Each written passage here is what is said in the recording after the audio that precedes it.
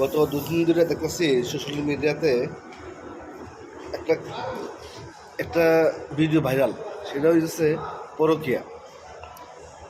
আরে ভাই, আপনার ভাই, আপনার বোন, আপনার স্ত্রী, আপনার আপনার মানে আত্মীয় স্বজন কেউ যদি পরীক্ষায় লিপ্ত হয়, তার থেকে কি ভয়ানক একটা শাস্তি, সেটা আপনারা কি বুঝবেন না।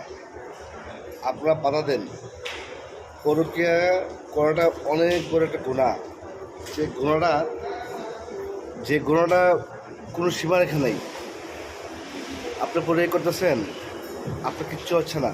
না, আপনার বাপ মারা গেছে, মা মারা গেছে, তাদের উপর কী যেন অত্যাচার হচ্ছে কবরে।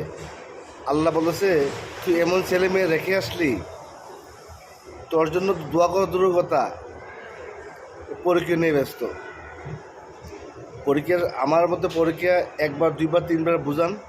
যদি না বুঝালে, ছেলে হোক মেয়ে হোক, তাদের গাছের সাথে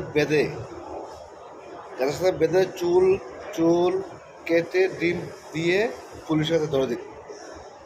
প্রথম তার মা বাবাকে জানান। যদি জানানোর পরে তাদের খুব পদক্ষেপ না নেয়, তাহলে আপনি শাস্তি দিন এবং আইনের আওতা তুলে দিন। একটা পরীক্ষা করে দিতে পারে একটা পরিবার ধ্বংস। একটা পরিবার ধ্বংস হয়ে যেতে পারে।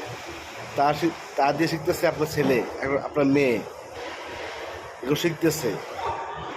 আপনি স্ত্রী হয়ে তা সহ্য করবেন? আপনি স্বামী হয়ে সহ্য করবেন না? এটা আপনার পাপের বাগিও আপনার নিতে হচ্ছে। তাই আমরা সচেতন হই।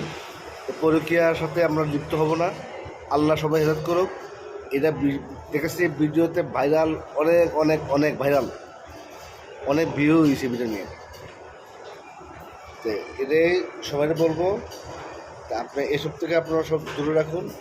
নামাজ পড়ুন, দুরূদ শরীফ পড়ুন। যখন শয়তান কাছে আসে তো দুরূদ শরীফ পড়ুন।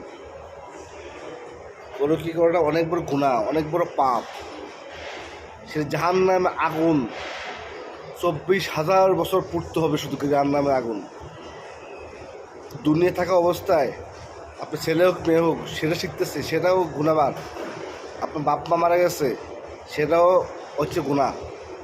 আল্লাহ সর্বকে হেদায়েত করুক। কত বড় গুনাহ কাজ থেকে আল্লাহ আমার সর্বকে হেদায়েত করুক। আল্লাহ সবাইকে ভালো রাখুক, সুস্থ রাখুক, এই ধরনের কাজ থেকে বিরত রাখুক। আল্লাহ হাফিজ।